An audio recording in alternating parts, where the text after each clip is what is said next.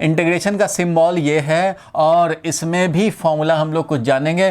तो मैं फिर से बता रहा हूँ कि मैं 4-5 फॉर्मूला ही बताऊंगा, इससे ज़्यादा की हमें ज़रूरत अभी नहीं है, ठीक है। इसका मीनिंग पार्ट भी बताना है, वो कल के क्लास में बताऊंगा, मीनिंग, डिफरेंशिएशन का मीनिंग और इंटीग्रेशन का मीनिंग, ताकि मंडे से मैं one dimensional motion in straight line शुरू कर सकूं, ठीक है। जो एलिमेंट्री थोड़ा थोड़ा जानना है। देखो, integration of x to the power n with respect to x, ध्यान से समझना। सिंबल क्या हुआ, ये सिंबल कह रहा है कि हम लोग इंटीग्रेट कर रहे हैं। मीनिंग मतलब भी ध्यान देना, इसके भी दो पार्ट हैं। एक है इवेल्युएशन पार्ट, जो कि हम लोग देखेंगे भाई। इवेल्युएशन पार्ट का मतलब है फॉर्मूला जाने और उसको पहचाने, और एक है भाई मीनिंग पार्ट। तो मीनिंग पार्ट आज मैं नहीं डिस्कस कर रहा, इसको मैं कल संडे का क्लास में कल मैं डिस्कस कर दूंगा इसको, इसका भी मीनिंग और डिफरेंसेस, किसी एक का मीनिंग डिस्कस कर देंगे, दूसरा मीनिंग आप मंडे वीडियो में कवर कर लेंगे, ठीक है। आज देखो, सबसे फॉर्मूला नंबर 1, इसका मतलब है कि हम लोग इंटीग्रेट कर रहे हैं इसको।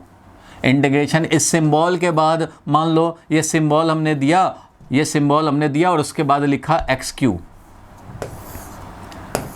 तो इसका मतलब XQ को इंटीग्रेट कर रहे हैं विद रिस्पेक्ट टू x। ये d के साथ जो लगाएंगे उसके रिस्पेक्ट में इंटीग्रेशन हो रहा है। तो ये जब इंटीग्रेशन होता है, एग्जाम्पल की तरह समझो इसको, XQ को जब हम लोग इंटीग्रेट करेंगे x के रिस्पेक्ट में, तो पावर एक इंक्रीज हो जाएगा, 3 + 1 हो जाएगा, और इंक्रीज पावर से डिवाइड हो जाएगा, और प्लस कांस्टेंट ऑफ इंटीग्रेशन एक ऐड कर देने चाहिए। अभी दो तरह के इंटीग्रेशन होते हैं। अभी हम लोग जो देख रहे हैं वो इनडेफिनिट इंटीग्रेशन देख रहे हैं। क्या देख रहे हैं भाई? इनडेफिनिट इंटीग्रेशन देख रहे हैं। एक डेफिनिट इंटीग्रेशन होता है, एक इनडेफिनिट होता है। अभी इनडेफिनिट देख रहे हैं, थोड़ी देर के बाद आपको पता लग जाएगा कि डेफिनिट और इनडेफिनिट में क्या डिफरेंस है।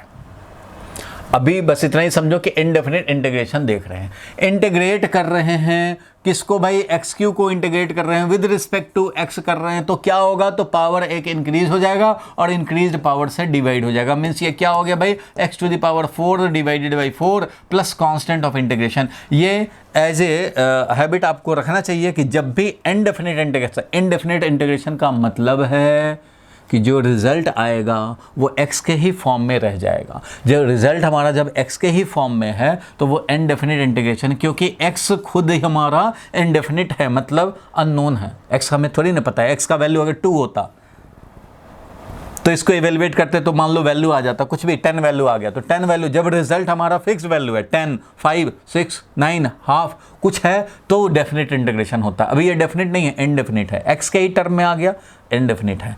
तो इनडेफिनिट वाले में प्लस कांस्टेंट ऑफ इंटीग्रेशन डालते हैं। ये आपको अभी समझना है। कांस्टेंट ऑफ इंटीग्रेशन बहुत लिमिटेशन है। 2 महीने इंटीग्रेशन पढ़ते हैं, हम लोगों को 20 मिनट में ख़त्म कर रहे हैं।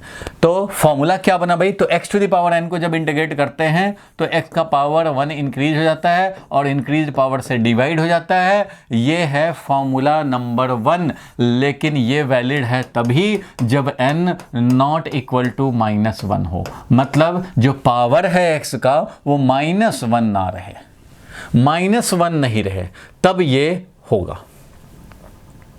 ये फॉर्मूला तभी वैलिड है। और अगर पावर -1 हो जाएगा ना तो फॉर्मूला चेंज हो जाएगा। मीन्स इंटीग्रेशन x⁻⁻1 हो जाए अगर, तो इसका वैल्यू अलग होता है, वो होता है log x। तो खैर log x अभी पढ़े नहीं है, मैथ्स में आएगा अलग से log फंक्शन। तो अभी के लिए बस इतना ही समझो, log x होता है इसका इंटीग्रेशन। जब पावर -1 हो जाएगा तो वो होगा log x। लेकिन पावर -1 के अलावा कुछ भी हो, कोई भी रियल नंबर हो n, तो होगा x का पावर 1 इंक्रीज हो जाएगा। जितना पावर उससे 1 इंक्रीज हो गया और इंक्रीज पावर से डिवाइड हो जाएगा। फॉर एग्जाम्पल ये था हमारा कि XQ है पावर -1 तो नहीं है भैया, तो ये वाला अप्लाई होगा। क्या होगा अप्लाई? तो जब इंटीग्रेट कर लेंगे हम लोग तो इसका रिजल्ट क्या आएगा? रिजल्ट ये आएगा। तो आपको फॉर्मूला की तरह याद रखना है कि जैसे ही पावर -1 नहीं है, इंटीग्रेट कर रहे हैं तो ये भी साइन गया और ये dx भी गया। इवेल्युएट होने के बाद सीधा ये आएगा क्या? x का पावर 1 इंक्रीज पावर से डिवाइड और प्लस कांस्टेंट ऑफ इंटीग्रेशन हमें ऐड कर देना चाहिए। फॉर एग्जाम्पल एक और दिखा दूं मैं एग्जाम्पल। मान लो ये आ गया x2 को इंटीग्रेट कर रहे हैं तो क्या आ जाएगा? ये बोलो x2 x स्क्वायर है, x स्क्वायर को इंटीग्रेट करेंगे तो क्या आएगा? तो भाई ये पावर -1 तो नहीं है, तो ये फॉर्मूला अप्लाई होगा। तो क्या होगा? तो पावर 1 इंक्रीज हो जाएगा 2 + 1 डिवाइडेड बाई इंक्रीज पावर से डिवाइड हो जाएगा। मीन्स कितना हो जाएगा भाई? तो x³ डिवाइडेड बाई 3 हो जाएगा और लास्ट में कांस्टेंट ऑफ इंटीग्रेशन ऐड कर देंगे। बोलो फॉर्मूला पहचाने, कहाँ से आया, क्या आया, ये सब पे नहीं ध्यान देने हैं, फॉर्मूला पहचानने हैं। फॉर्मूला पहचाने इसको, पावर जब -1 ना रहे तो ये है। तो चलो भाई इसको नोट कर लो, फॉर्मूला नंबर 1 को नोट कर लो, 2 को नोट कर लो और तुम यहां पे √x को इंटीग्रेट करो। √x को इंटीग्रेट करने हैं। मीनिंग वाले दिन इसको समझ पाएंगे कि ये क्या हो रहा है। √x को इंटीग्रेट करो जल्दी से, इसको लिख करके √x को इंटीग्रेट करें हम लोग।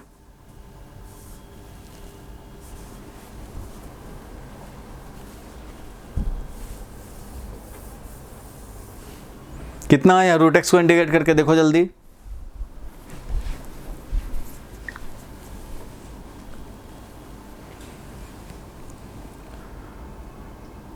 x की पावर 3/2। देखो इसको क्या करेंगे, मैच कर लो। अभी फ़िलहाल तो हम लोग डायरेक्ट फार्मूला अप्लाई नहीं कर सकते क्योंकि फार्मूला के फॉर्मेट में नहीं है। इसको पहले ऐसे लिख लेते हैं कि चलो भाई ये x का पावर ½ है। ठीक है भाई, अब तो ये फॉर्मूला के फॉर्म में है, x⁴n वाला फॉर्मूला अप्लाई कर सकते हैं। और इंटीग्रेशन में x⁴n का जो फॉर्मूला होता है वो पावर 1 इंक्रीज हो जाता है। मीन्स x⁴½ + 1 डिवाइडेड बाई ½ + 1 ऐसा होगा भाई, क्योंकि पावर -1 तो नहीं है जो इस वाले फॉर्मूला को यूज़ करेंगे, ये तो फॉर्मूला नहीं यूज़ होगा, यही वाला फॉर्मूला यूज़ होगा। तो x⁴n + 1 डिवाइडेड बाई n + 1 कर लिया, प्लस कांस्टेंट ऑफ इंटीग्रेशन डाल देंगे। तो इसलिए ये हो गया x का पावर ½ + 1 3/2 हो गया, डिवाइडेड बाई ये भी 3/2 हो गया। इट मीन्स फाइनली आंसर जो आया वो क्या आया? 2/3, 2 ऊपर चला जाएगा, 2/3 x का power 3/2 plus constant of integration. इस तरह से समझ जाएंगे। बोलो क्लियर है यहाँ तक? तो ये जो c है इसमें वैल्यू क्या कह रहे हो? कांस्टेंट ऑफ इंटीग्रेशन है, इसकी कोई वैल्यू नहीं, इसकी वैल्यू नहीं, इसकी वैल्यू जो है हम लोग फिजिक्स में निकालते हैं, कुछ कंडीशन दिए रहते हैं तब जाके c का वैल्यू मिलता है। फिलहाल आपको ज़रूरत नहीं पड़ता, बस आप एक हैबिट बना लो कि इनडेफिनेट यानी x के टर्म में जब रहेगा आंसर तो प्लस कांस्टेंट ऑफ इंटीग्रेशन डालते हैं। इसको इनडेफिनेट इंटीग्रेशन बोलते हैं। अभी थोड़ी देर में आ जाएगा डेफिनेट इंटीग्रेशन, आपको पता लग जाएगा। इनडेफिनेट इंटीग्रेशन में फाइनल आंसर x के टर्म में रहेगा और यहाँ पे इंटीग्रेशन में कोई लिमिट नहीं दिया रहेगा, लोअर लिमिट अपर लिमिट अभी आगे पढ़ेंगे हम लोग, वो नहीं दिया रहता है। तो अभी कुछ नहीं दिया हुआ, अभी तो बस इंटीग्रेशन का फॉर्मूला बेसिक जान रहे हैं। तो इस तरह से फॉर्मूला अप्लाई किया भाई। अब देखो ये तो सारे लोग समझ गए ना भाई, फॉर्मूला तो पहचान लिए, फॉर्मूला ही पहचानना काम है आज के क्लास का।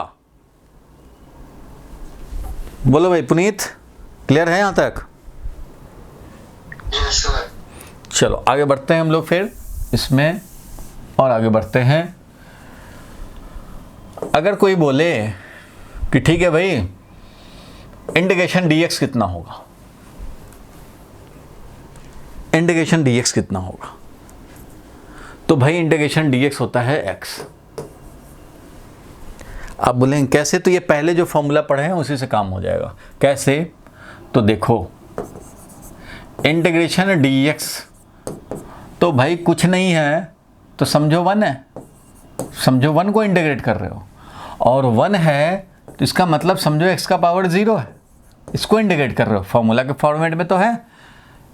तो x to the power n का जैसे होता है वैसे ही फॉर्मूला यहाँ अप्लाई करेंगे, क्योंकि पावर तो -1 नहीं है, x का पावर 0 है, तो लिखेंगे x का power 0 + 1 divided by 0 + 1, that is क्या आ गया, x का पावर 1 डिवाइडेड बाई 1, मतलब हो गया x plus constant of integration, वो तो डालना ही है।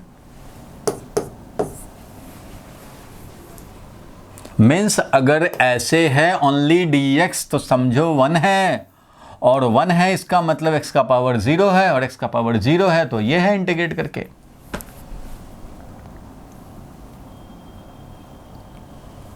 बोलो भाई ठीक है यहां तक? पीयूष क्लियर है? चलो क्लियर है तो आगे बढ़ते हैं हम लोग। एक चीज और जरा समझें, मैंने डिफरेंशिएशन में भी बताया था कि constant factor is taken outside the integration और डिफरेंशिएशन। फॉर एग्जांपल मान लो 3x² है, इसको हमें इंटीग्रेट करने हैं, तो ये 3 क्या है भैया, तो ये कांस्टेंट फैक्टर है, ये मल्टीप्लाइड है, यहाँ भी पावर है 2, लेकिन ये पावर में है भाई, ये फैक्टर नहीं है, फैक्टर तो ये है, क्योंकि यहाँ पे देख रहे हो 3 मल्टीप्लाइड है और ये x² ऐसे है। तो ये जो कांस्टेंट फैक्टर है उसको हम लोग बाहर निकाल सकते हैं। सो 3x² को अगर हमें इंटीग्रेट करने हैं तो क्या करूँगा भाई, तो कांस्टेंट फैक्टर 3 को बाहर निकाल देंगे, जैसे डिफरेंशिएशन के बाहर निकालते हैं वैसे ही इसको इंटीग्रेशन के भी बाहर निकाल लेंगे, और इंटीग्रेट करेंगे किसको, x² को। तो ठीक है भैया, x² को इंटीग्रेट कर लो, तो ये 3 एज इट इज कांस्टेंट है, और इसका इंटीग्रेशन क्या हो जाएगा भाई x² का, तो x to the power 2 + 1 divided by है 2 + 1, तो ये कितना हो गया भाई, तो 3 × x का power 3 divided by 3, x power 3 divided by 3, 3 cancel हो जाएगा और मिल जाएगा क्या भाई, तो x³ और लास्ट में डाल देंगे, चिपका देंगे कांस्टेंट ऑफ इंटीग्रेशन, हो गया भाई।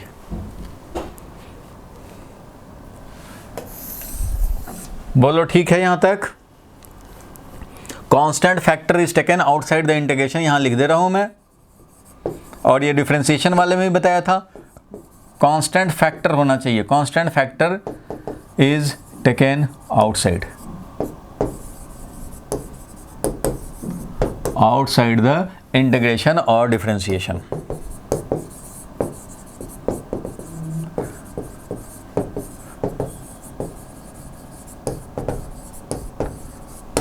ठीक है, ये याद रहेगा। बोलो भाई क्लियर है अदिति? Yes sir. चलो ये क्लियर है तो एक चीज़ अब और समझ लें। कभी कभी ऐसा आता है कि एक u है, फिर एक v है, फिर एक w है, और इन सब को इंटीग्रेट करने, मतलब ये हो गया कि भैया x² भी है, -3x³ है और +2x है, और इसको हमें इंटीग्रेट करने हैं, कैसे करें? तो डिफरेंशिएशन में भी ये सेम चीज़ था कि जब भी इस तरह से प्लस माइनस हो different term, f1x, f2x, f3x, तो याद है ना लास्ट क्लास में बताया था, अगर f1x, f2x, f3x ये 3 हैं अलग अलग प्लस माइनस से कनेक्टेड, तो सबको अलग अलग डिफरेंशिएट करते थे, वैसे ही इनको सबको अलग अलग हम लोग इंटीग्रेट भी करेंगे। It means this will be equal to, पहले भैया u को इंटीग्रेट कर लो, फिर प्लस है तो प्लस यूज करो, माइनस है तो माइनस यूज करो, फिर v को इंटीग्रेट कर लो, फिर प्लस है तो प्लस और माइनस है तो माइनस, फिर w को भी इंटीग्रेट कर लो। इस तरह से काम होता है, अलग अलग सेपरेट हो जाते हैं। Terms should be separately integrated, terms should be separately integrated।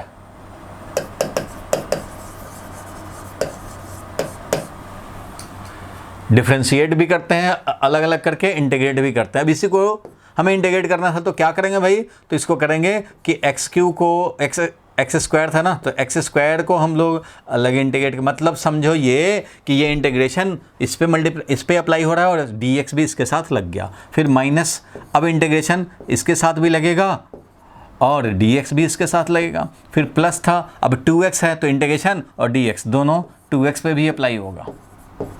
अलग अलग हो गया, देखो सब पे अप्लाई कर दिया हम लोगों ने। इंटीग्रेशन dx जो है, इंटीग्रेशन dx इस पे भी, इंटीग्रेशन dx इस पे भी, इंटीग्रेशन dx इस पे भी, तीनों को अलग अलग कर दिया।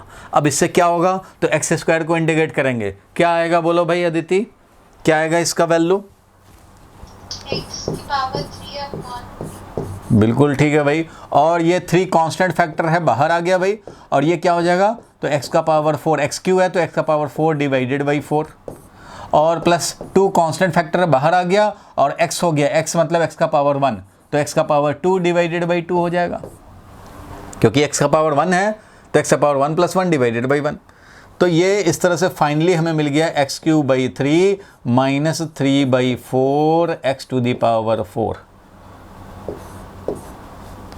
ये मिल गया, और प्लस 2 कैंसिल हो गया, और ये मिल गया x²।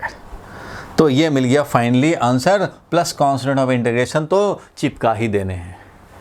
तो भैया ये हो गया एग्जाम्पल, लिख लो जल्दी से। Terms should be separately integrated, जितने भी टर्म हैं इसमें, टर्म्स जो होते हैं इक्वेशन में वो प्लस या माइनस से सेपरेटेड होते हैं, तो टर्म्स को सेपरेटली इंटीग्रेट करते हैं। एग्जाम्पल इधर दिखाई दिया।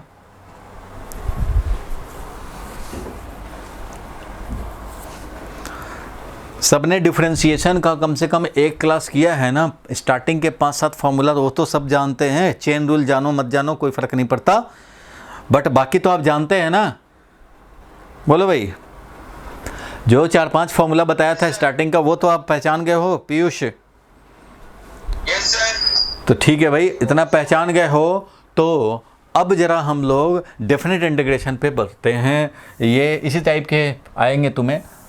अगर मान लो तुम्हें इंटीग्रेट करना पड़ गया, मान लो जैसे x है वैसे ही t में, मान लो ये t² - 3t ऐसा हो जाए, -3t² या -3t³ कर दें, और +2, अगर ऐसा आ जाए तो जरा इसको इंटीग्रेट करना टाइम के रिस्पेक्ट में, t के ही रिस्पेक्ट में करने हैं। तो इसको इंटीग्रेट करो जल्दी से, देखते हैं कर पा रहे हो कि नहीं।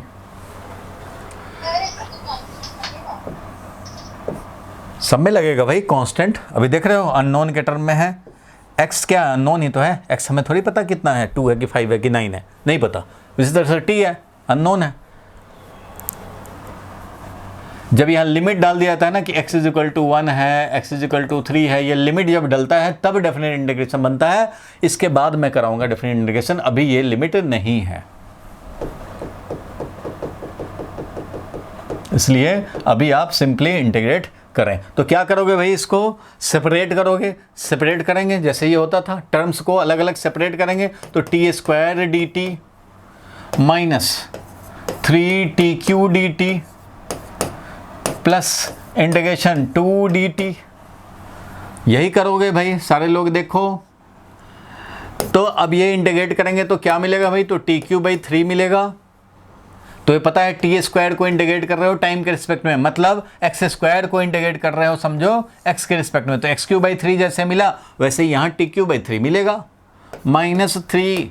अब tq है, tq को जब टाइम के रिस्पेक्ट में करेंगे, t के रिस्पेक्ट में करेंगे तो क्या मिलेगा, t का पावर 3 + 1 डिवाइडेड बाई वही 3 + 1, that is t⁴ divided by 4, plus 2 constant है, और ये इंटीग्रेशन dt हुआ। इंटीग्रेशन dt का मतलब क्या है, t का पावर 0। इंटीग्रेशन dt का मतलब क्या हुआ, 2 तो कांस्टेंट 1 समझ लेंगे, 2 × 1 समझ लेंगे, 2 तो बाहर आ गया, और इंटीग्रेशन dt है, इंटीग्रेशन dt को इंटीग्रेशन dx जिस तरह से हो जाता है x बताया था वैसे ही इंटीग्रेशन dt भी हो जाएगा t। और कैसे, ये तो बताया था मैंने, इधर बताया था भाई कि इंटीग्रेशन dx है तो 1 समझो, 1 है तो x⁴ समझो, और ये आ गया फाइनली x। तो इंटीग्रेशन dx x हो जाता है, इंटीग्रेशन dt t हो जाएगा। तो अब ये देखो भाई, हम लोगों ने सेपरेट कर दिया, 2 को बाहर निकाल लिया, इसको समझेंगे 2 बाहर निकल गया तो 2 dt है, dt का मतलब क्या 1 है, 1 है मतलब t का पावर 0। चलो आगे बढ़ते हैं भाई। देखो अभी इसको इवेलुएट नहीं किया है इसलिए इंटीग्रेशन का साइन कैरी कर रहे हैं, अभी फॉर्मूला अप्लाई नहीं किया है इसलिए इंटीग्रेशन का इसी को ऐसे लिख रहे हैं, इसी को ऐसे लिख रहे हैं, अभी तक फॉर्मूला अप्लाई नहीं किया है, अभी तो एडजस्टमेंट किया है। इसमें अप्लाई कर दिया है तो ये लिख दिया वैल्यू, इसमें इंटीग्रेशन का साइन गायब हो गया, इसमें अप्लाई कर दिया इसलिए इंटीग्रेशन का साइन गायब हो गया, इसमें अभी अप्लाई नहीं किया है तो अभी है इंटीग्रेशन का साइन।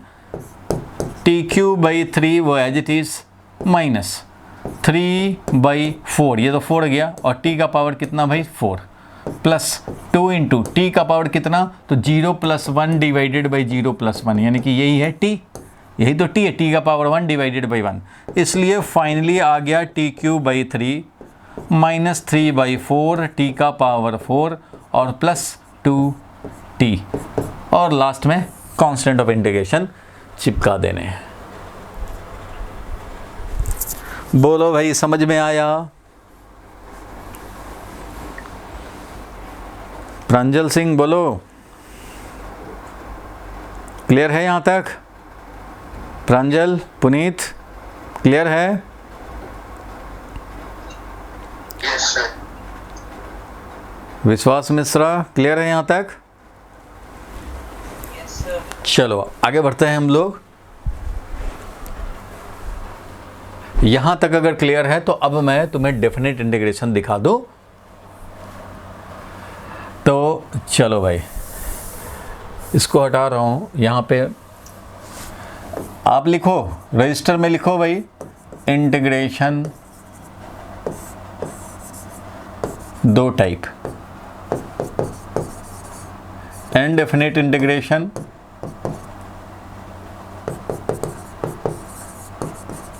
जल्दी लिखो, इनडेफिनिट इंटीग्रेशन और दूसरा हो गया डेफिनिट इंटीग्रेशन।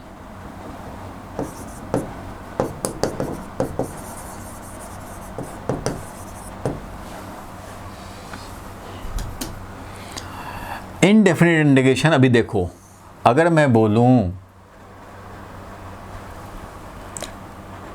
x² को इंटीग्रेट कर रहे हैं तो इसका वैल्यू कितना होगा बताओ, लिखना बंद करो अब, बताओ इसका वैल्यू कितना होगा।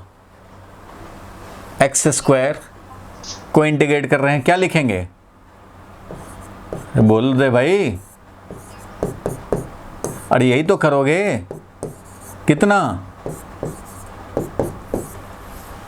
बोलो ये ठीक है? आवाज नहीं आ रही है भाई? Yes sir. तो हाँ बोलता ही रहो, बोलना करो कम से कम। चलो ये तो हमने कर लिया, अब मैं क्या कर रहा हूं, इसी को सेम चीज x² dx, बट यहां पे मैं लोअर लिमिट एक डाल रहा हूं x = 1, अपर लिमिट डाल रहा हूं x = 2, इसको बोलते हैं अपर लिमिट। इस लिमिट का इंपॉर्टेंस मीनिंग वाले दिन समझ में आएगा कि लिमिट, अभी फिलहाल तो यह है कि लिमिट डाल दिया, इसको बोला हम लोगों ने लोअर लिमिट। लिमिट किसका डालते हैं भाई? तो लोअर लिमिट ऑफ x जो d के साथ है ना, इसी का लिमिट डालते हैं, ये अपर लिमिट ऑफ x। इसका मतलब क्या हुआ भाई? तो इसका मतलब सिंपल है, देखो मीनिंग तो समझेंगे मीनिंग वाले दिन, लेकिन इसको करना क्या है यहाँ पे वो जरा देखो। तो करना ये है भैया कि इसको x² को इंटीग्रेट करो जैसे करते थे, तो इसको इंटीग्रेट करेंगे तो x³/3 आएगा भाई। हाँ भाई x³/3 तो आता है, तो x³/3 आया। अब ये x = 1 से लेकर x = 2 तक ये lower limit x = 1, upper limit x = 2 दिखा देंगे।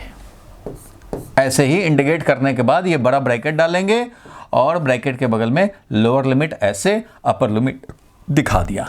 तो दिखाने से क्या होगा भाई, इसके बाद क्या करेंगे? तो इसके बाद ये करना होता है कि जो भी इंटीग्रेट करके आया एक्सप्रेशन, उसमें जहां जहां x है वहां वहां ये अपर लिमिट डाल दो। अपर लिमिट क्या है? 2 है, तो जहां x है उसको 2 से रिप्लेस करो, यानी 2³/3 हो जाएगा।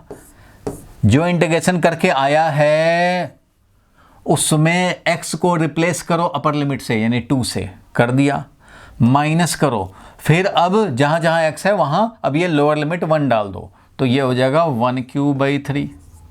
मीन्स जो एक्सप्रेशन आया इंटीग्रेट करके अपर लिमिट डालो, x जहां है उसको अपर लिमिट रिप्लेस करो, माइनस फिर जहां जहां x है उसको लोअर लिमिट रिप्लेस कर दो। तो इस तरह से मिल गया हमें 2³/3, यानी कि ये हो गया 8/3 माइनस ये हो गया 1/3। अब इसको सॉल्व कर दो, कितना हो गया भाई, 3 एलसीएम हो गया और ये 7/3 मिल गया। This is the answer. तो 7/3 का मतलब क्या हुआ, 7/3 अगर मिला है हमें तो 7/3 का मतलब हो गया 2.33। तो ये हो गया आंसर। देखो ये डेफिनेट वैल्यू आ रहा है ना, डेफिनेट वैल्यू, इसलिए इसका नाम रखा गया डेफिनेट इंटीग्रेशन। जब लोअर लिमिट अपर लिमिट होता है तो इंटीग्रेट करने के बाद इसको ऐसे ही नहीं छोड़ते। कैसे छोड़ते हैं भाई, तो ऐसे ब्रैकेट में डाल के लोअर लिमिट अपर लिमिट दिखाते हैं। अपर लिमिट डालते हैं पूरे एक्सप्रेशन में, जहाँ जहाँ एक्स है वहाँ अपर लिमिट डालोगे, माइनस जहाँ जहाँ एक्स है लोअर लिमिट डालोगे और इवेलुएट कर दोगे। आप सोचेंगे कि कांस्टेंट ऑफ इंटीग्रेशन तो इसमें डाला ही नहीं। नहीं भाई, इसमें नहीं डालते हैं। वैसे मैं अभी दिखाऊंगा डाल करके, लेकिन वो कैंसिल हो जाएगा। तो कैंसिल हो जाएगा तो फिर फ़ायदा क्या है डालने का, नहीं डालते हैं। ये हुआ definite integration, because we are getting some definite value. ये वैल्यू हमें मिला 2.33, तो इसलिए इसका नाम हुआ डेफिनेट इंटीग्रेशन। डेफिनेट इंटीग्रेशन जब भी होगा तो उसमें लोअर लिमिट अपर लिमिट होंगे। इसका और मैं एग्जाम्पल दिखा देता हूं, तुम्हें और क्लियर हो जाएगा भाई। एक और एग्जाम्पल दिखाता हूं। मान लो तुम्हें आ गया इंटीग्रेट करने हैं, मान लो x dx, लोअर लिमिट है 0, अपर लिमिट है 2। तो भाई पहले तो ये भी समझो कि कई बार बुक में ऐसे नहीं देगा और तुम्हें ऐसे रहेगा, x dx है और यहाँ पे 0 और यहाँ 2 लिखा हुआ है। तो इसका मतलब समझ लेना है कि ये किसका लिमिट डाला गया है, इसका d के साथ जो होता है इसी का लिमिट डालते हैं। देखो, lower limit of x, upper limit of x, तो x = 1 x = 2 लिखो, या फिर x = 0 x = 2 लिखो, या फिर सिंपली 0 2। अंडरस्टूड है भाई कि किसका लिमिट होता है, d के साथ जो होता है उसी का लिमिट होता है। तो भाई ऐसे भी लिखेंगे। अब x को जब इंटीग्रेट करेंगे तो क्या मिलेगा भाई, तो x² 2 मिलेगा। इंटीग्रेट कर दिया और लोअर लिमिट अपर लिमिट दिखा दिया। अब इसको इवेल्युएट करेंगे तो क्या करेंगे, पहले अपर लिमिट डालेंगे, मीन्स ये क्या हो गया भाई, तो 2² 2 हो गया, बिल्कुल हो गया भाई। माइनस, अब 0 डालेंगे भाई x के जगह बदले में, तो 0² 2 हो गया। चलो भाई, तो ये वाला वैल्यू हो गया 2 और माइनस हो गया 0, फाइनल आंसर इज 2। तो ये मिल गया आंसर। चलो भैया इतना नोट करो पहले, उसके बाद कुछ क्वेश्चन प्रैक्टिस और कराएंगे हम लोग। लिख लिया जाए इसको।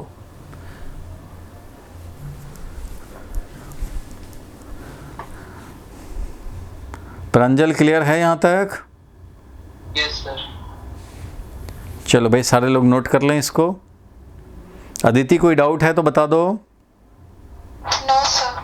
चलो बहुत, माइनस ही आएगा ना? हाँ माइनस ही, अपर लिमिट डालेंगे, माइनस लोअर लिमिट डालना है, यही काम करने हैं। इससे क्या फ़ायदा होता है, मीनिंग वाले दिन आपको और ज़्यादा क्लियर हो जाएगा। कल संडे है, कल भी मैं क्लास रखूँगा और कल मैं डिफ्रेंशिएशन का मीनिंग बता दूंगा, तो इंटीग्रेशन का एक वीडियो छोड़ दूंगा मंडे के लिए तुम्हें। फिर ट्यूसडे क्लास लूँगा। टीटीएस में आपका क्लास लूँगा मैं 6:30, टीटीएस और संडे क्लास लूँगा 6:30। बाकी एमडब्ल्यूएफ के लिए कुछ कुछ वीडियो आपको डालूंगा ताकि कवर भी होता चले, थोड़ा फास्ट कवरेज हो जाए। और जब हो जाएगा 1-1.5 महीने में, जब हम लोग लाइन पे आ जाएंगे, तो उसके बाद अपना टीटीएस चलता रहेगा। और हम लोग 2 टीचर मिलके पढ़ाते हैं सिंप्लीफाइड में, ठीक है। तो कुछ क्लास मैं लूँगा, कुछ क्लास वो भी लेंगे, लेकिन आगे, अभी नहीं।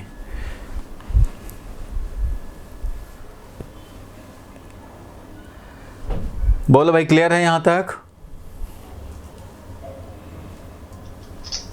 एक क्वेश्चन दूं और अब आपको करने हैं, अब आपको करने हैं।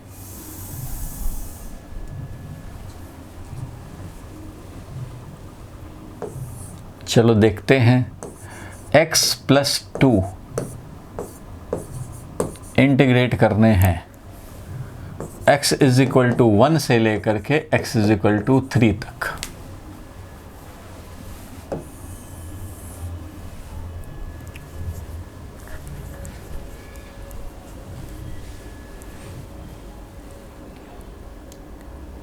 सबसे पहला काम होता है इंटीग्रेट करना, उसके बाद ही आप अपना लिमिट डालेंगे।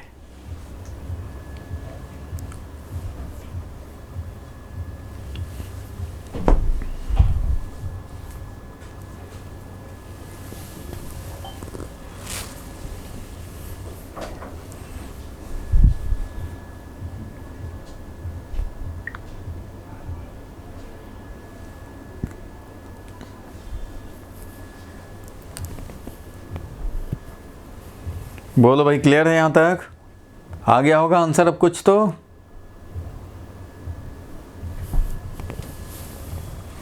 देखो तुमने क्या किया होगा, तो इसमें दो तरह से लोग आगे बढ़ते हैं। कुछ लोग क्या किए होंगे कि पहले इंटीग्रेट कर लेते हैं भाई। तो देखो पहले इंटीग्रेट करने वाले लोग कर लिए होंगे, ये x है तो बार बार कितना बार करते रहेंगे, सीधा लिखते हैं ना भाई इसका इंटीग्रेशन। x को जब इंटीग्रेट करेंगे तो x² 2 हो जाएगा, और 2 को जब इंटीग्रेट करेंगे तो 2x हो जाएगा। बोलो होगा कि नहीं?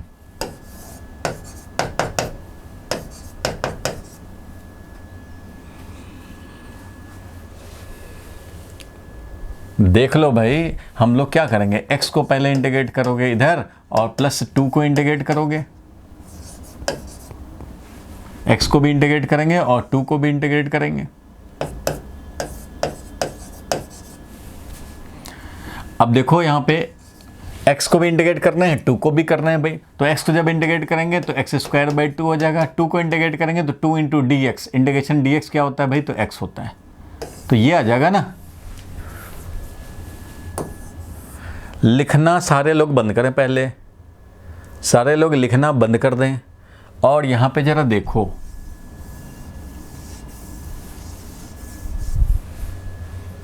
तो मैंने क्या कहा कि x को भाई अपने माइंड में सोचो, x को भी इंटीग्रेट करना है, 2 को भी करना है। अच्छा भाई, तो x को इंटीग्रेट किया तो x² 2 आया, 2 को इंटीग्रेट किया तो भाई 2x आ जाएगा, क्योंकि इंटीग्रेशन 2dx का मतलब है 2x आएगा, क्योंकि इंटीग्रेशन dx जो होता है वो तो x होता है। कैसे होता है वो तो पहले भी बताया है आपको, कैसे होता है भाई, तो ये तो 1 है, 1 है मतलब x⁻0 है, और x⁻0 है तो x⁻0 + 1 डिवाइडेड बाई 0 + 1, और इससे मिल गया हमें x⁻1 divided by 1 means x। तो भाई ये तो सबको पता है। बोलो भाई, ये आ गया इंटीग्रेट होकर के। अब जरा देखेंगे, अब मैं डालूंगा अपर लिमिट। सारे लोग पेन छोड़ दें, यहाँ पे ध्यान दें भाई। अपर लिमिट डालेंगे तो x का वैल्यू 3 रखने हैं, जहाँ जहाँ x है वहाँ 3 डाल देंगे। तो ये क्या लिखेंगे भाई, तो 3² 2 + 2 × 3, ये हो गया भाई अपर लिमिट डाल करके, माइनस लोअर लिमिट जब डालेंगे तो x का वैल्यू 1 रखेंगे, तो ये हो गया 1² 2 + 2 × 1। अब क्या हो गया भाई, ये तो 9/2 हो गया, ये प्लस क्या हो गया 6 हो गया, और यहाँ पे माइनस करने हैं फिर। ठीक है भैया, माइनस कर लिया। ये क्या हो गया भाई, तो 1/2 प्लस कितना, तो 2। बहुत बढ़िया। अब ये क्या हो गया, तो 9/2, 9/2 का मतलब होता है 4.5, 9/2 का मतलब 4.5, और 6 है तो 10.5, जैसे भी कैलकुलेट एलसीएम लेके भी कर सकते हो। माइनस ये हाफ है 0.5, ये 2.5 सब्ट्रैक्ट हो गया, 10.5 में से 2.5 सब्ट्रैक्ट हुआ और वैल्यू आ गया 8। तो ये 8 हो गया आंसर।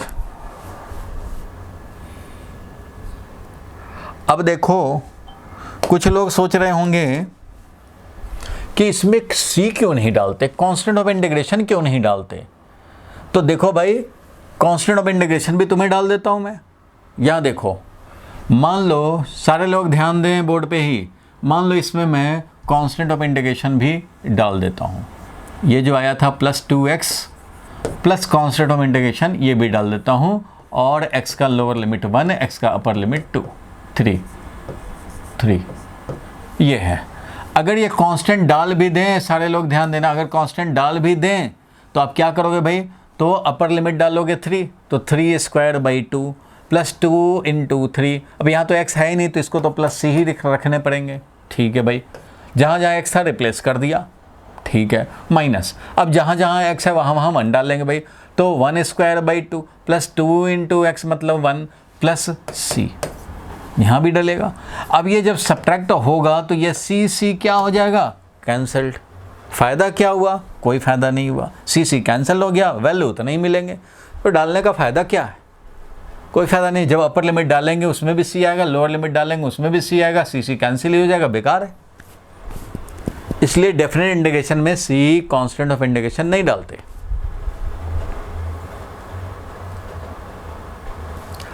फिलहाल के लिए समझ गए, बाकी जब आप मैथ्स में पढ़ेंगे तो और इस पे ज़्यादा जानेंगे। बोलो भाई, ये क्लियर हुआ सबको?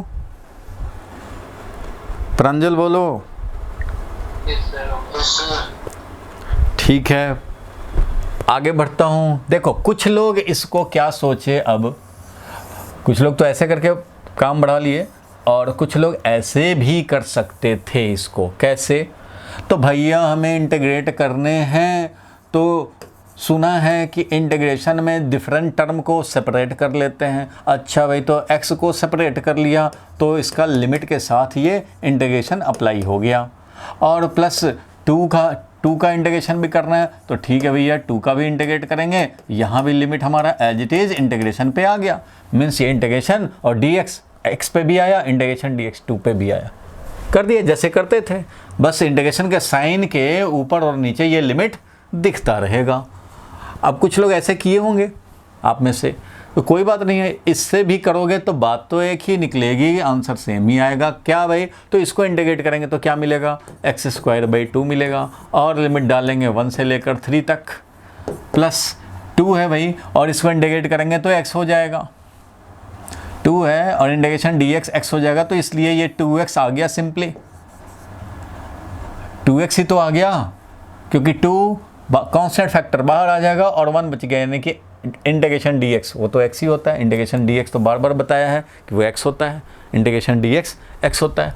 तो भाई ये आ गया 2 कांस्टेंट फैक्टर और इंटीग्रेशन dx x आ गया, इंटीग्रेट हो गया और ये x का लिमिट 1 से लेकर के 3 तक आ गया। अच्छा, अब इसके बाद आपने क्या किया भाई? तो ऐसे कर लेंगे काम। अब जहाँ जहाँ x है वहाँ 3 लगाएंगे, तो x से यहाँ पे ये जहाँ जहाँ है वहाँ 3 लगाया, तो 3 का स्क्वायर डिवाइडेड बाई 2 माइनस 1 का स्क्वायर डिवाइडेड बाई 2, ये हो गया भाई। अपर लिमिट डाला 3, फिर लोअर लिमिट डाला, प्लस 2 × 3 माइनस 2 × 1, ये इधर हो गया, ये इसका हो गया काम। 3²/2 माइनस 1²/2, समझो ऐसे लिखा हमने। अपर लिमिट एक बार डाला, एक बार लोअर लिमिट डाला, कोई बात नहीं है, ऐसे कर लेंगे काम। तो ये क्या हो गया? 9/2 हो गया भाई, माइनस क्या हो गया? 1/2 हो गया, प्लस ये क्या हो गया? 6 - 2 हो गया। तो यहाँ देखो 9/2 माइनस 1/2, 2 एलसीएम ले लोगे भाई, 9 - 1 दैट इज 8/2, तो 8/2 प्लस 4, यानी कि ये हो गया 4 + 4, 4 + 4, 4 + 4 = 8। इस तरह से हमें आंसर तो सेम रहेंगे भाई, चाहे तुम इंटीग्रेशन लिमिट के साथ दोनों पे अप्लाई कर दो या एक ही बार पहले इंटीग्रेट कर लो और लिख दो, बात एक ही है। बोलो भाई, क्लियर हुआ? इसको नोट कर लो।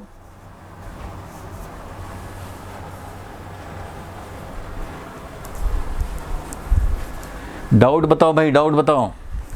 प्रांजल डाउट बताओ भाई।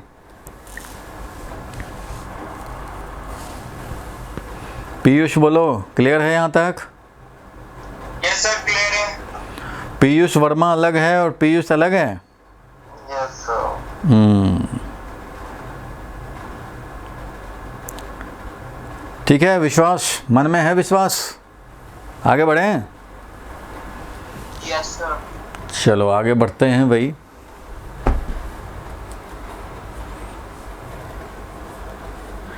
तुम लोग का बैच भी रिसेंटली स्टार्ट किया, सेकंड क्लास है अभी, तो तुम्हारा बैच इसलिए भी मैंने स्टार्ट किया कि पहले वाले बैच में ऑलरेडी 30 बच्चे हैं, 30 से ज़्यादा करना नहीं चाहते उसमें।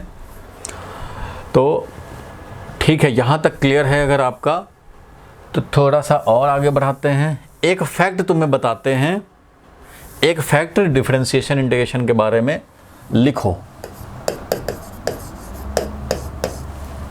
बस 10-15 मिनट के बाद है, 10-15 मिनट में फिनिश, 8 बजे तक क्लास है। ये हमें जितना अभी मैंने बताया इंटीग्रेशन में, इवैल्यूएशन पार्ट में, उतना ही फॉर्मूला से हमारा काम चल जाएगा 11th में। अब 12th के लिए 1-2 और फॉर्मूला पढ़ने हैं, तब तक आप जान जाएंगे। ठीक है, देखो ये लिखा जाता है integration and differentiation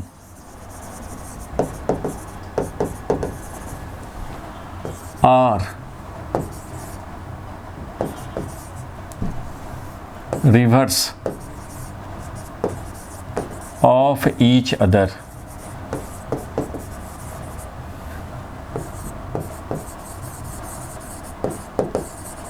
evaluation wise, not meaning wise, meaning दोनों का अपना अपना अलग अलग है भाई, लेकिन इवेल्युएशन वाइज दोनों रिवर्स प्रोसेस है।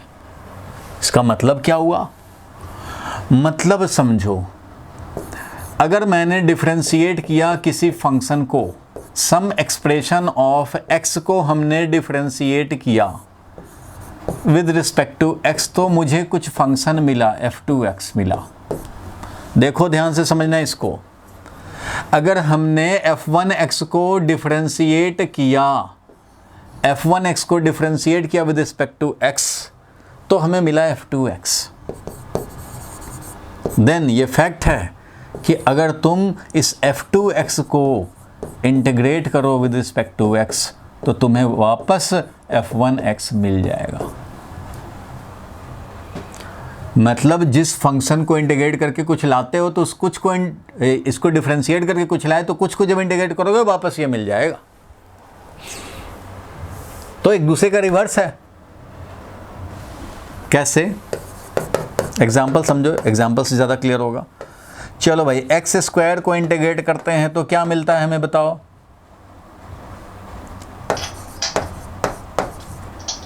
ये मिलता है एक्स क्यू बाई 3। बोलो ठीक है। Yes sir. Plus constant of integration समझ भी सकते हैं, कोई बात नहीं है। अब जरा हम लोग डिफरेंशिएट करें x Q by 3 plus constant of integration को, जरा डिफरेंशिएट एक बार कर लें एक्स के रिस्पेक्ट में। देखो ये है f1x, फर्स्ट फंक्शन को इंटीग्रेट किया हम लोगों ने, तो ये दूसरा फंक्शन मिला हमें। अब इसको वापस डिफरेंशिएट करेंगे तो हमें ये मिल जाएगा। कैसे? तो इसको डिफरेंशिएट कर लो भाई। डिफरेंशिएट करोगे तो भाई सेपरेट करेंगे, differentiation of x Q by 3, इसको एक्स के रिस्पेक्ट में, प्लस डिफरेंशिएशन ऑफ कांस्टेंट। तो भाई इसको करेंगे अब, तो कांस्टेंट फैक्टर 1/3, तो कांस्टेंट फैक्टर है 1/3 बाहर निकाल लिया, और डिफरेंशिएट किसको करने पड़ेंगे भाई? तो एक्स क्यू को करने पड़ेंगे, प्लस कांस्टेंट का डिफरेंशिएशन तो ऐसे ही 0 होता है। ठीक है भाई, 1/3 एक्स क्यू को जब डिफरेंशिएट करेंगे तो क्या मिलेगा? एक्स क्यू को डिफरेंशिएट करेंगे तो क्या मिलेगा? 3x का पावर 3 - 1। फॉर्मूला देखो, डिफरेंशिएशन का अलग होता है, इंटीग्रेशन का अलग, ध्यान रखना। डिफरेंशिएशन में क्या होता था? x to the power n को जब डिफरेंशिएट करते थे तो n साइड में मल्टीप्लाई x का पावर 1 सब्ट्रैक्ट हो जाता था, तो ये मिला। तो this is equal to 1/3 into 3x²। 3 cancel होगा और मिलेगा क्या? x²। मिल गया ये वाला।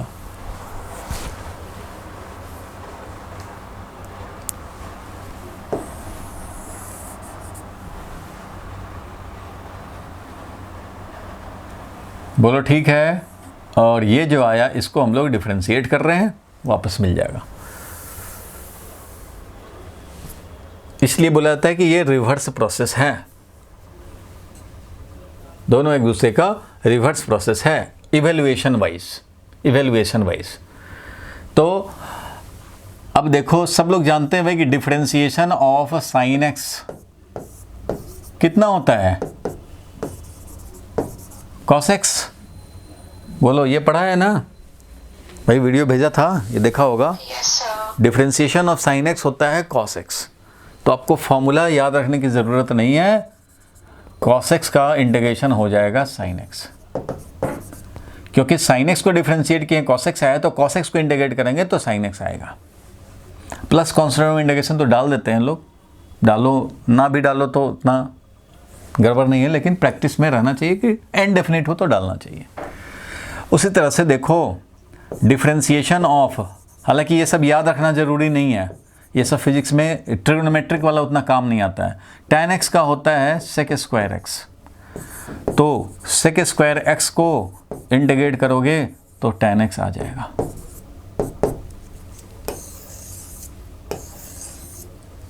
तो ये सब भाई, ये वही है, एक फॉर्मूला मालूम है तो दूसरा भी मालूम है। तो ये बात समझ में आ गया, ये सारे फंक्शन के लिए होता है, ये सबके लिए होता है। कोई भी फंक्शन को अगर इंटीग्रेट किए तो उसको वापस डिफरेंशिएट करोगे ये मिलेगा, डिफरेंशिएट किए वापस इंटीग्रेट करेंगे वापस मिल जाएगा। आपको बस पता होना चाहिए कि हाँ इसको हम लोग इंटीग्रेट कर सकेंगे या डिफरेंशिएट कर सकेंगे। अब ये कैपेसिटी तो डिपेंड करता है प्रैक्टिस पे कितना आप फॉर्मूला जानते हैं। अब कुछ ऐसा फॉर्मूला आ गया उसको आप वापस डिफरेंशिएट किए तो ऐसा फंक्शन आया कि इंटीग्रेट ही नहीं कर पा रहे हैं, फॉर्मूला ही नहीं अप्लाई करना आता, तो फिर आप थोड़ी मैच करा पाओगे। बट ये फैक्ट है कि किसी भी चीज़ को डिफरेंशिएट किया डिफरेंशिएट किया तो कुछ आया तो वापस इंटीग्रेट करेंगे मिल जाएगा, और इंटीग्रेट करके कुछ लाए तो वापस डिफरेंशिएट करो मिल जाएगा। तो इसलिए रिवर्स प्रोसेस है, integration and differentiation are reverse process of each other, evaluation wise, meaning wise नहीं, इवेल्युएशन वाइज। ठीक है, तो इस बेसिस पे ये सब भी याद रख सकते हैं। चलो भाई एक और क्वेश्चन जाते जाते तुम कर लो।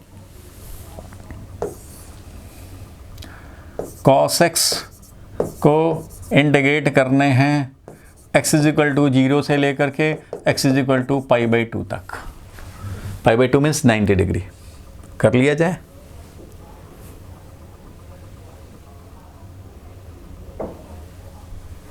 इसको कर लिया जाए भाई, आराम से कर सकते हो।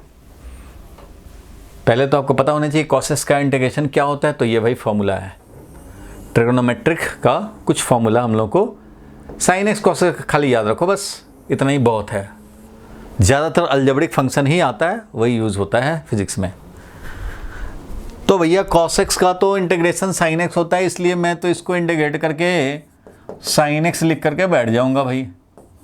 और लोअर लिमिट है 0, अपर लिमिट है π/2। π/2 बोले तो 90 डिग्री, π/2 इक्वल टू 90 डिग्री। अच्छा भाई, तो अब इसको क्या करेंगे, तो अपर लिमिट डाल लेंगे भाई। तो जहाँ x है वहाँ क्या डालेंगे, π/2। तो लिखूंगा भाई sin π/2, अपर लिमिट हो गया भाई काम, माइनस लोअर लिमिट तो sin 0, ये हो गया। sin π/2 क्या होता है बोलो, sin 90 डिग्री क्या होता है? प्रांजल बोलो भाई, प्रांजल क्या होता है sin π/2? हाँ, तो बस 1 माइनस sin 0 0, हो गया हमारा काम फिनिश। ये 1 आ गया।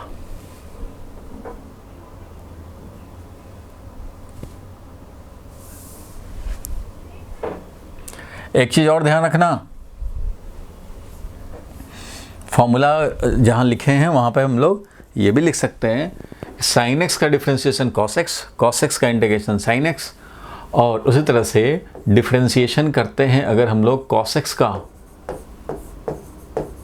तो वो होता है माइनस ऑफ sin x, और इंटीग्रेशन करेंगे sin x का तो वो होगा माइनस ऑफ cos x। ये जो ट्रिगोनोमेट्रिक है, मैं बोल रहा हूँ अगेन कि याद रखना ज़रूरी नहीं है, तुम्हारे लिए उतना ज़रूरी नहीं। जो मैथ पढ़ते हैं वो अपना 12th में पढ़ लेंगे, लेकिन फिज़िक्स पॉइंट ऑफ व्यू से ये इतना ज़रूरी नहीं है। काम बहुत रेयरली कभी आएगा, वो भी 12th क्लास में, इसलिए इस तरह से काम कर सकते हैं। फॉर्मूला याद रहा ठीक है, नहीं याद है ठीक। सिंपली जो आपको मेन फॉर्मूला जानना है वो क्या जानना है, तो मेन फॉर्मूला ये जानना है भाई कि x to the power n का क्या होगा। नंबर 1 बात, वो कितना होता है भाई, तो x to the power n+1 divided by n+1। लेकिन ये कब होता है, जब n बोलो नॉट इक्वल टू -1। दूसरा फॉर्मूला क्या जाने आज, तो दूसरा फॉर्मूला ये जाने भाई कि अगर x का पावर -1 हो जाए, means x to the power अगर मान लो n है हमारा, x to the power n है, लेकिन ये n का वैल्यू अगर -1 है, तो ये x to the power n dx ये हो जाएगा log x। कब, जब n हमारा -1 है तब, जब ये n -1 होगा तब। मीन्स यही हो गया कि x टू द पावर -1 है अगर, तो सिंपली लिख दो -1 होने का मतलब क्या हुआ, 1/x। इसको जब इंटीग्रेट करोगे तो वो क्या आएगा भाई, तो log x। ये हुआ मीनिंग। जब -1 नहीं है तो ये है। थर्ड क्या तुमने देखा भाई, any constant of integration, constant मान लो, कांस्टेंट फैक्टर, अगर k fx है, इसको इंटीग्रेट कर रहे हैं तो k कांस्टेंट फैक्टर को बाहर निकालो और इंटीग्रेट किसको करोगे भाई, fx को। फिर क्या पढ़ा भाई, तो फिर पढ़ा हम लोगों ने ये कि अगर मान लो f1x है प्लस माइनस f2x है प्लस माइनस f3x है और इन सबको हमें इंटीग्रेट करने हैं, तो क्या करेंगे भाई, तो सबको हम लोग अलग अलग इंटीग्रेट कर देंगे। f1x को एक बार इंटीग्रेट करोगे, फिर क्या करोगे भाई, तो f2x को इंटीग्रेट करोगे, फिर क्या करोगे भाई, तो f3x को भी इंटीग्रेट करोगे। अगर इनमें लिमिट डला हुआ है तो लिमिट भी साथ साथ कैरी होगा। इसी को कुछ लोग ऐसे लिखते हैं भाई, u plus minus v plus minus डब्ल्यू, अगर ऐसे है और इंटीग्रेट करने हैं तो क्या हो जाएगा भाई, तो u को इंटीग्रेट करोगे, प्लस माइनस v को इंटीग्रेट करोगे भाई, और प्लस है तो प्लस, माइनस है तो माइनस, w को इंटीग्रेट करोगे। तो ऐसे भी लिखा जाता है, ऐसे भी लिखा जाता है, बात एक ही है। एक ये पॉइंट हम लोगों ने पढ़ा, और क्या पढ़ा भाई, तो सबसे मेन बात पढ़ा कि डिफरेंशिएशन और इंटीग्रेशन दोनों रिवर्स प्रोसेस हैं। और डेफिनेट में क्या करते हैं भाई, तो कोई भी चीज़ है, मान लो अगर हमारा आया x³ प्लस 5 और इसको इंटीग्रेट करने हैं x का लिमिट 1 से लेकर के 2 के लिए, तो कर दो भाई, कर लेंगे, ये हो जाएगा सबसे, बोलो, ये हो जाएगा सबसे। Yes sir. तो क्या हो जाएगा, फर्स्ट सबसे पहले इंटीग्रेट कर ही लेंगे हम लोग। यहाँ पे क्या करेंगे भाई, तो x⁴ डिवाइडेड बाई 4 हो गया, और प्लस 5 का क्या होगा, तो 5 इंटू x हो जाएगा। क्यों भाई, इंटीग्रेशन 5 अगर है तो इसका मतलब क्या है, इंटीग्रेशन 5 है तो 5 बाहर निकालो और ये 1 रह गया बस। और 1 मतलब क्या है भाई, तो 5 बाहर है, 1 का मतलब है x⁴। तो x⁴ को जब करते हैं तो 0 + 1 डिवाइडेड बाई 0 + 1, तो ये x हो जाता है। तो भाई ये तो 5x आता है, तो यहाँ 5x कर दिया, ये पूरा हमारा एक बार में, या अलग अलग कर दें, दोनों बात बताया था। और ये x का लोअर लिमिट 1, x का अपर लिमिट 2। तो अब इसके बाद क्या करेंगे, तो इसके बाद इवेलुएट करेंगे भाई। x का वैल्यू 2 रखेंगे तो यहाँ 2 का power 4 divided by 4 plus 5 into 2, ये हो गया अपर लिमिट का खेल। फिर आएगा लोअर लिमिट का खेल, तो 1 है तो 1 का power 4 divided by 4 plus 5 into 1। चलो भाई, ये भी इस तरह से, तो ये मिल गया तुम्हें कितना, तो 16 डिवाइडेड बाई 4 4 हो गया, प्लस 10 हो गया, और ये माइनस ये 1/4 हो गया, प्लस 5 हो गया। इस तरह से मिल गया हमें 14 माइनस ये क्या हो गया भाई, तो 4 है यहाँ पे, एलसीएम अगर ले लें 4, ये हो गया 5.25, 5 और 0.25, 5.25, और इसलिए 14 में से 5.25 सब्ट्रैक्ट करेंगे तो ये हो जाएगा कितना, 8.75। तो ये वैल्यू हो गया भाई 8.75। इस तरह से हमें वैल्यू मिल जाएगा। बोलो भाई, क्लियर है यहाँ तक? Yes sir. अदिति क्लियर है? Yes sir. Piyush Verma, Piyush clear है सर। चलो सारे लोग क्लियर हैं, तो क्या मैं अब एंड करूँ आज का सेशन? Yes sir. इंटीग्रेशन